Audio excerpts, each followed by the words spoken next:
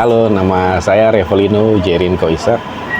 Saya salah satu dari 12 marga suku Depok asli ya, yang ada di Depok. Saya mau coba untuk bicara tentang asal-usul leluhur saya.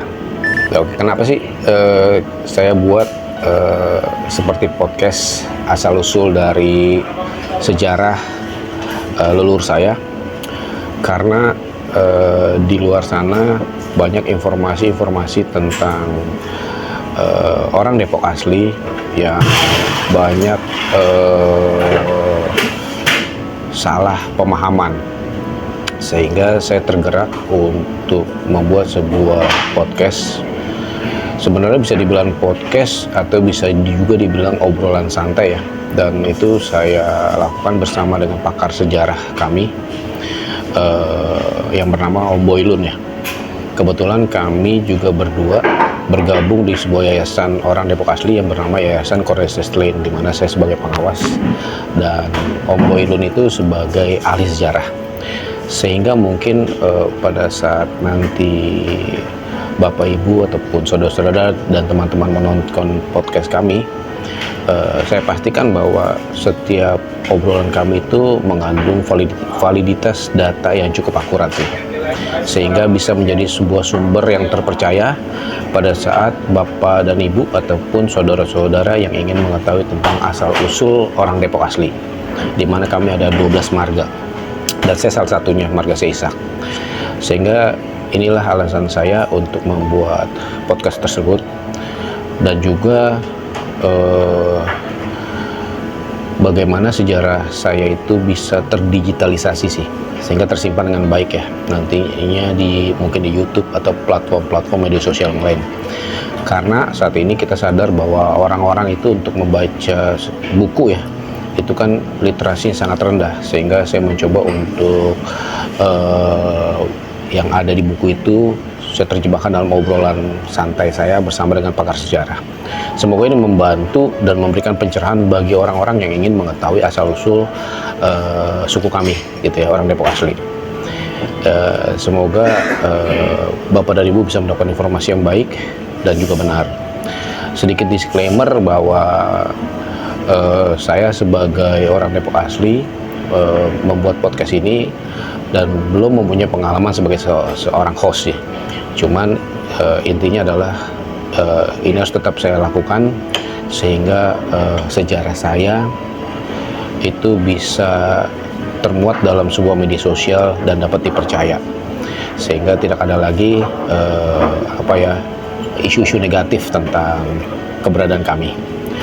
Mungkin itu dari saya ya. Dan saya berharap bahwa apa yang saya lakukan ini mungkin bisa terus menjadi sebuah edukasi yang baik bagi masyarakat ataupun keturunan kami orang Depok asli. Itu aja dari saya. Silakan dan semoga enjoy menonton podcast ataupun diskusi saya bersama pakar sejarah saya.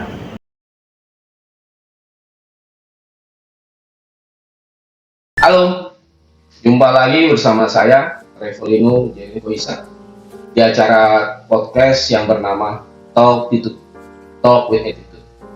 Kali ini kita akan coba berdiskusi atau berbicara tentang sebuah sejarah yang cukup panjang yang dimiliki oleh sebuah kaum di sekitaran Depok lama.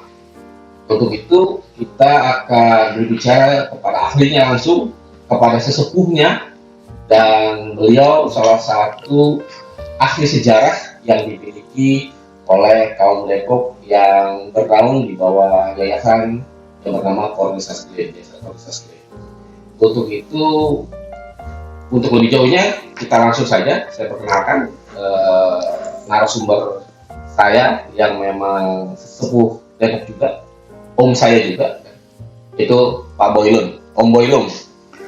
Om Boy ini sangat terkenal di kalangan kami karena satu-satunya orang yang bisa menjelaskan sejarah Depok yang hari ini secara baik. Makanya itu dia juga berada di bawah namanya Corneses Lane untuk menjadi tour guide untuk orang-orang di luar Depok yang berkunjung ke kota Depok untuk tahu sejarah Depok. Oke Om, gimana? Silakan Om. Oh, memperkenalkan diri Om gitu kan, latar belakang boleh. Sangat santai kita diskusi hari ini. Setelah itu kita akan coba bicara tentang sejarah kaum Depok. Silakan Om. Baik, teman-teman semua yang mengikuti podcast ini, pertama-tama saya memperkenalkan diri, nama saya Boylun. Saya adalah salah satu warga dari kaum Depok. Saya juga pada saat ini menjadi koordinator bidang sejarah di Yayasan LCC, yaitu yayasan yang menaungi kaum Depok, ya, dan memelihara, ya, sejarah dan kebudayaan mengenai Depok. Berbicara tentang Depok, terutama tentang sejarah Depok, kita tidak dapat memisahkan dari seseorang yang bernama Kores Hastelen. Mengapa? Jika Kores Hastelen tidak membeli tanah Depok dan membangun pada masa lalu, belum tentu Depok akan menjadi sebuah kota yang terkenal seperti saat ini. Dan Hastelen membangun Depok ini dengan menghadirkan 150 budak-budak yang dia beli di pasar budak di Bali. Nah, pada masa itu, ya, dia membeli budaknya itu di antara tahun 1693 sampai 1697, dan pada masa itu perdagangan budak itu legal di Nusantara. Budak itu Ya. legal dan penyebutan budak itu normal, ya, pada saat itu. Ya. Pada saat itu, dan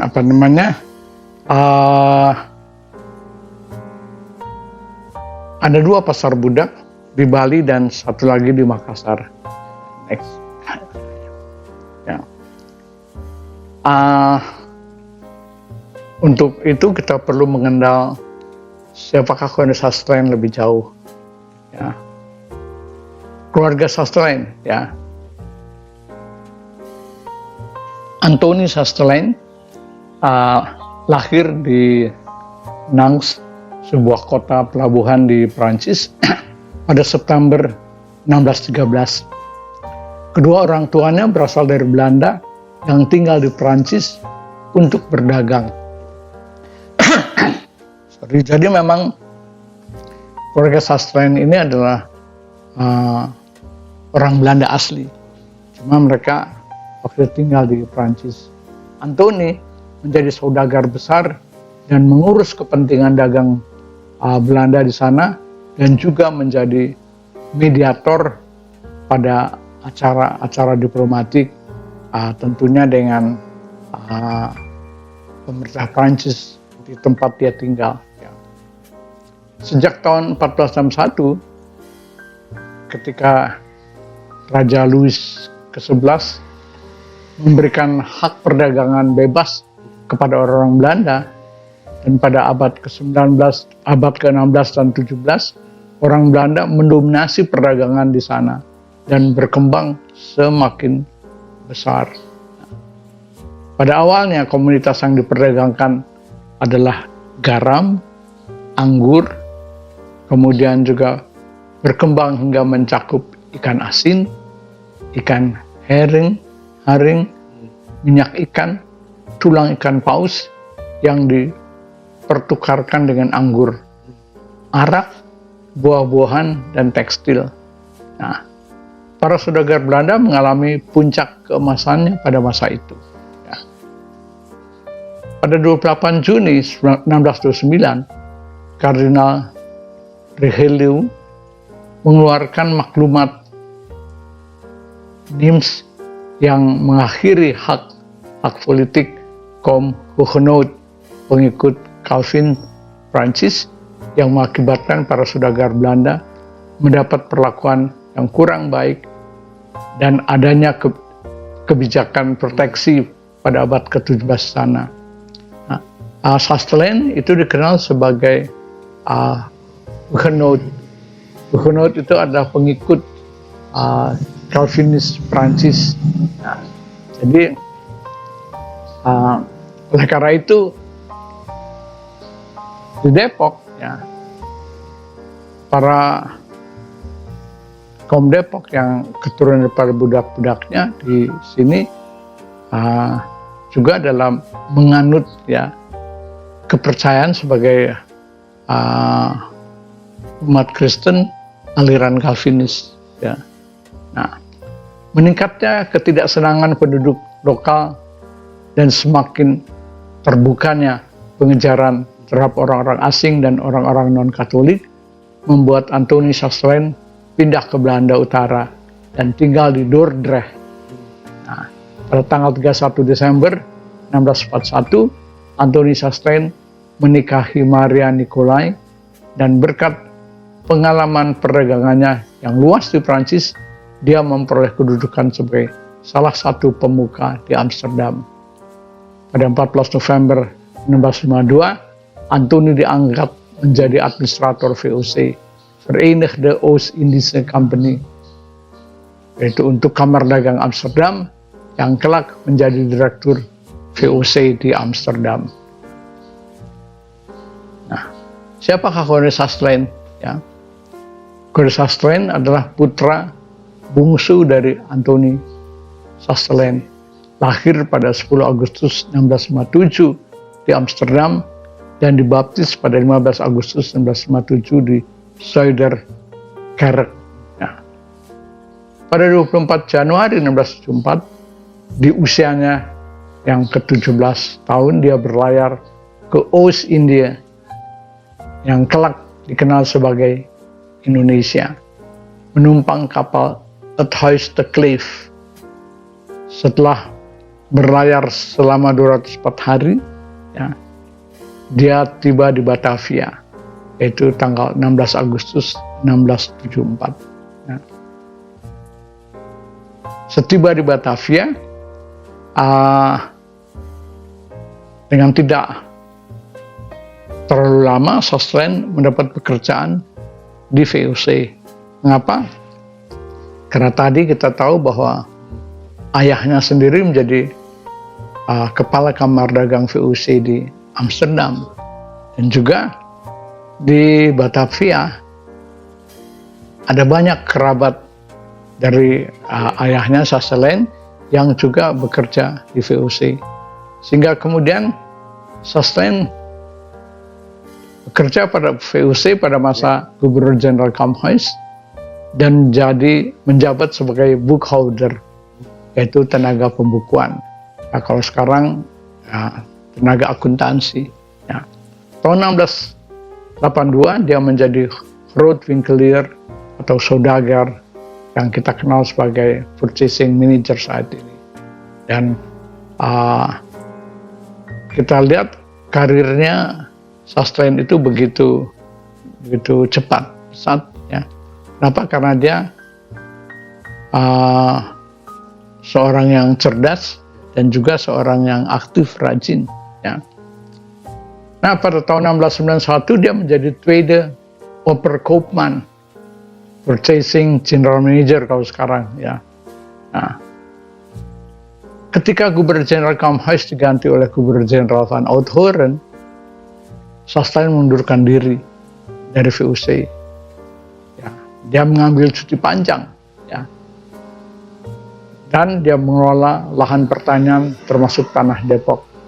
Mengapa Sasteren mengundurkan diri dari VOC? Karena ada ketidakcocokan mengenai visi dan misi yang diemban Sasteren, ya, dengan visi dan misi dari Gubernur Jenderal Van Outhoorn.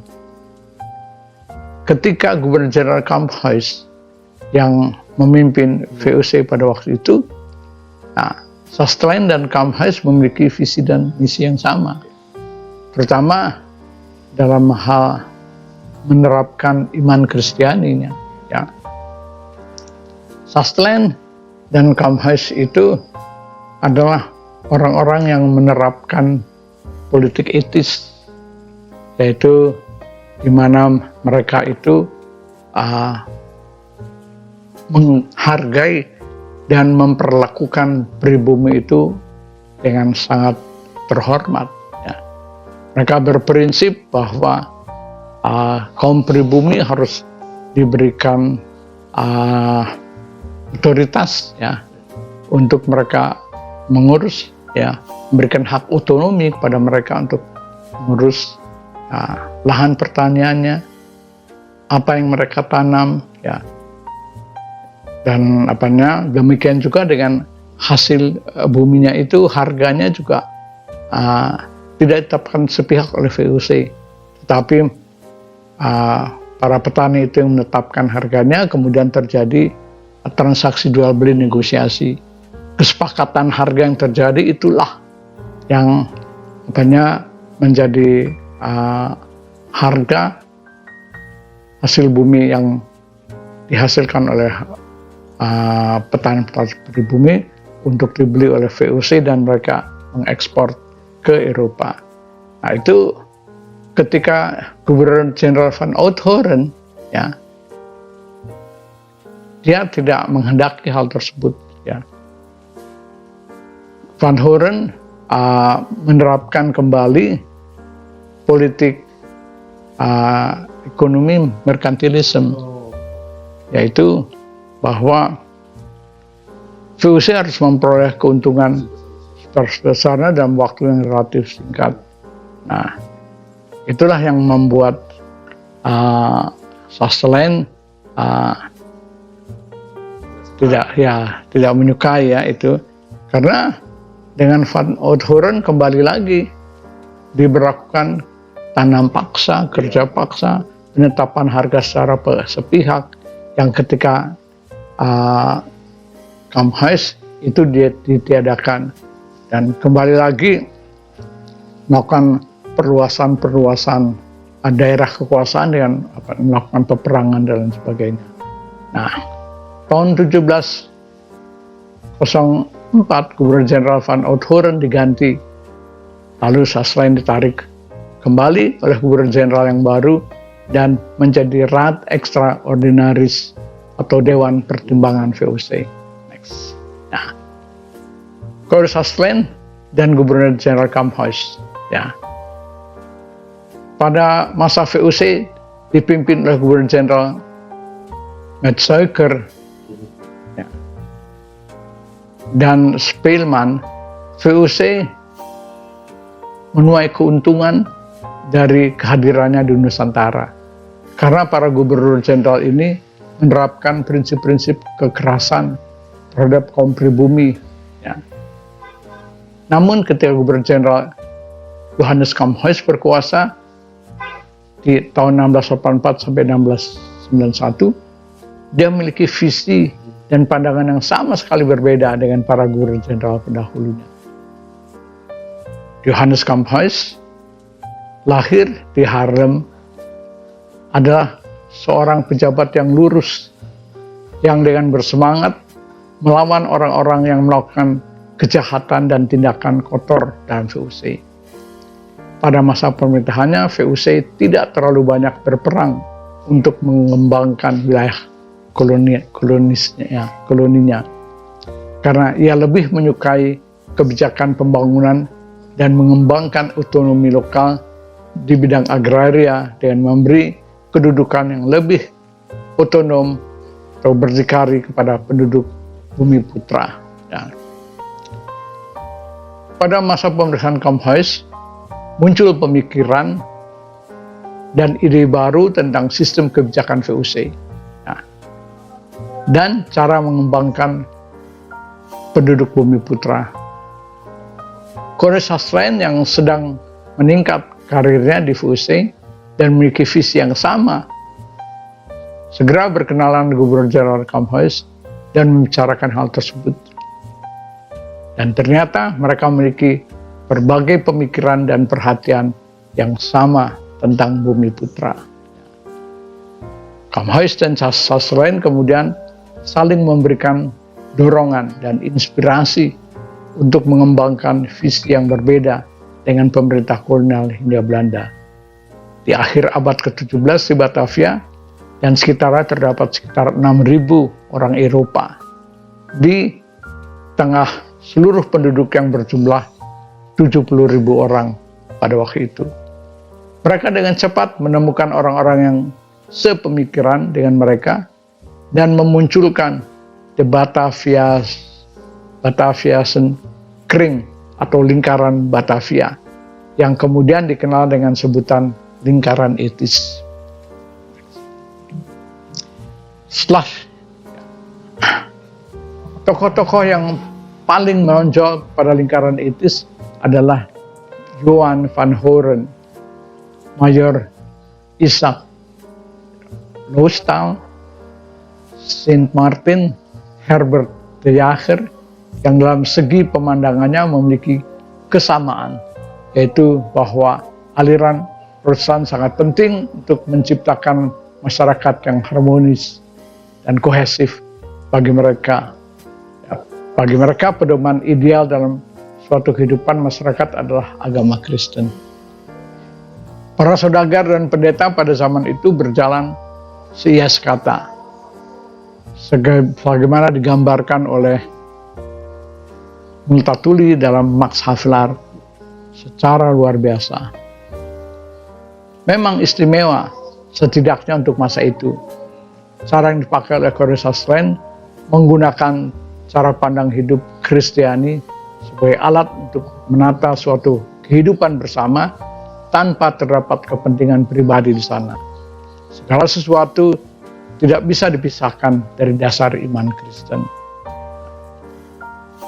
Nah, setelah Johannes Kamhuis berhasil pada tahun 1691, berhenti pada tahun 1691, dia diganti oleh Gubernur Jenderal Willem van Outhoorn.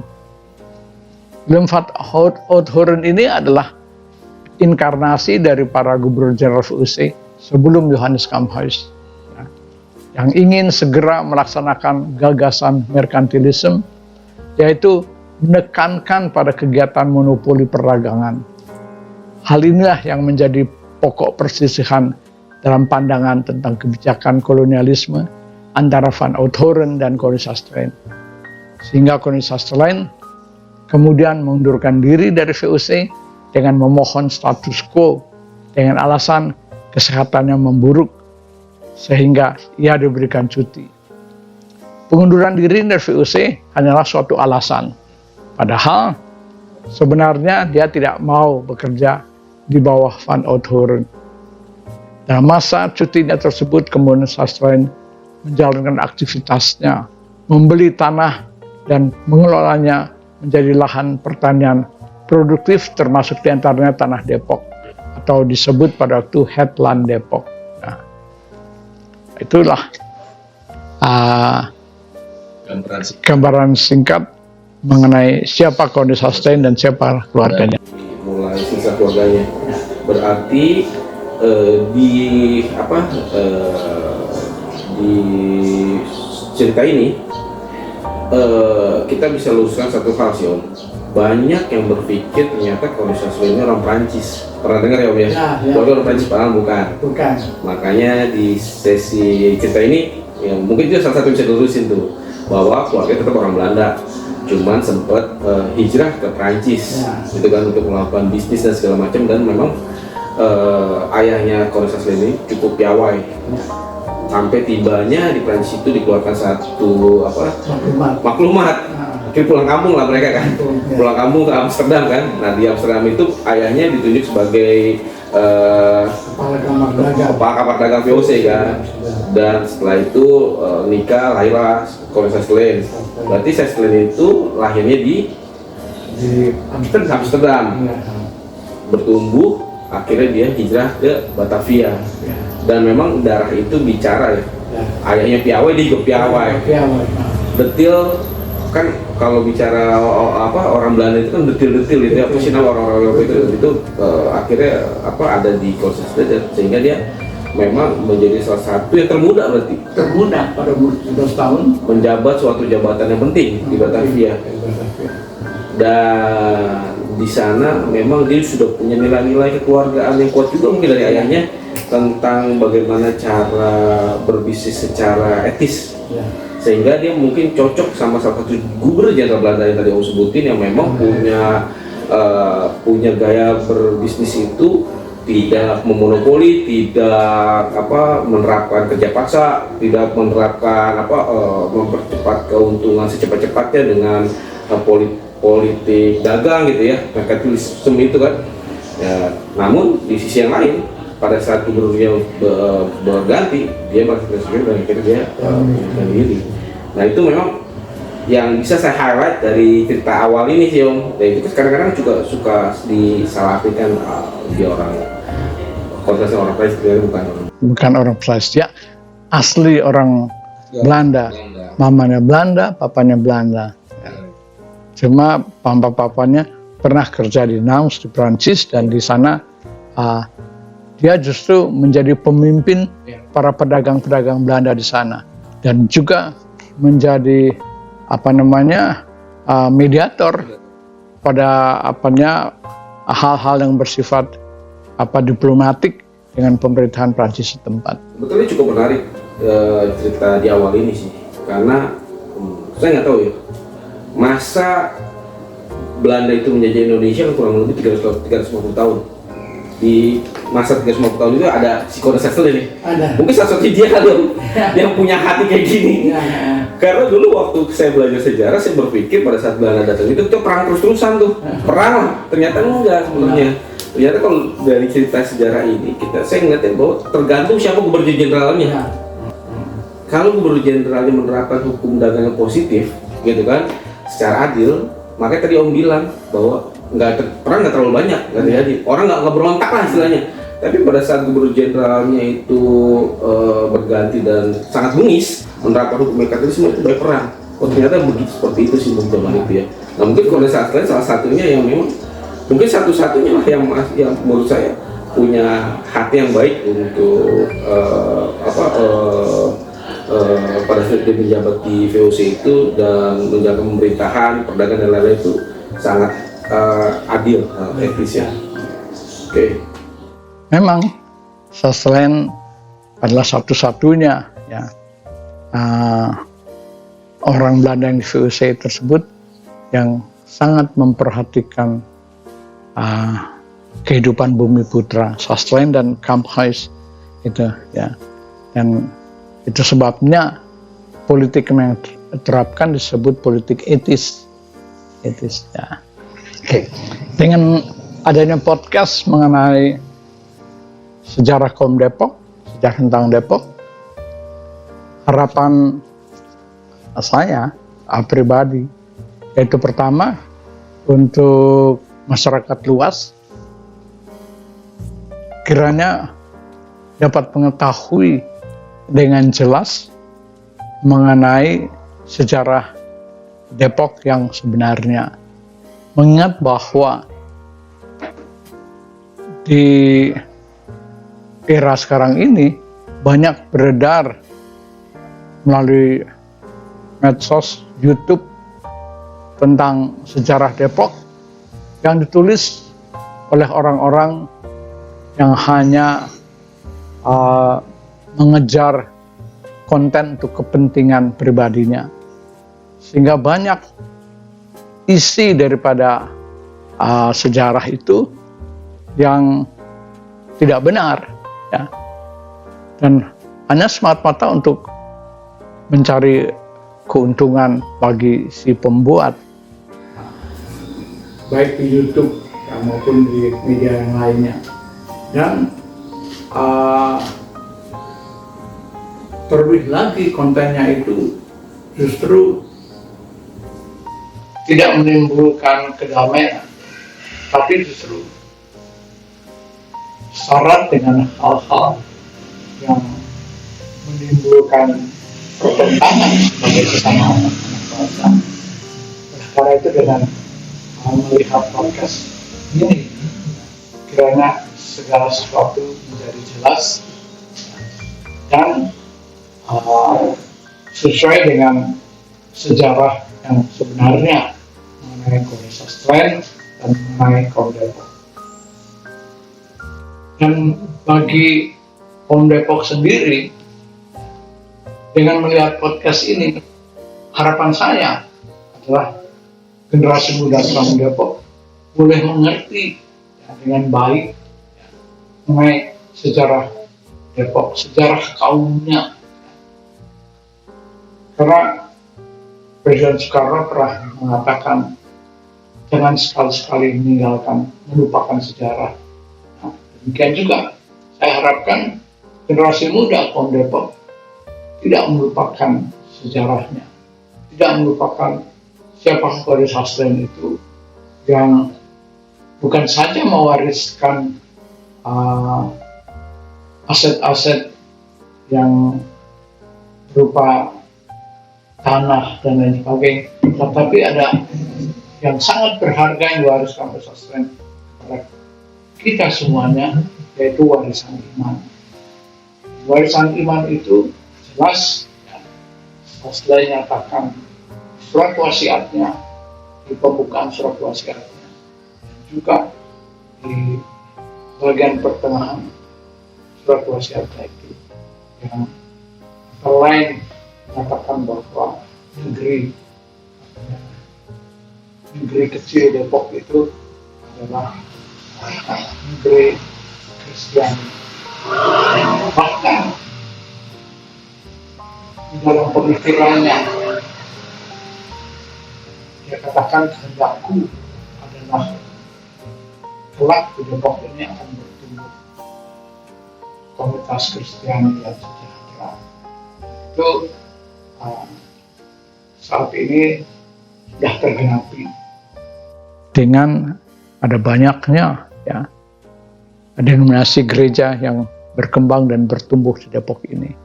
Nah, sebabnya kami harapkan generasi muda Depok mau mengenal sejarahnya dan bahkan kelak bisa menuturkan sejarah Depok ini kepada generasi-generasi berikutnya, sehingga sejarah Depok menjadi sejarah yang tidak terlupakan dan menjadi sejarah yang abadi sepanjang zaman. Itu saja dari saya. Tuhan berkati.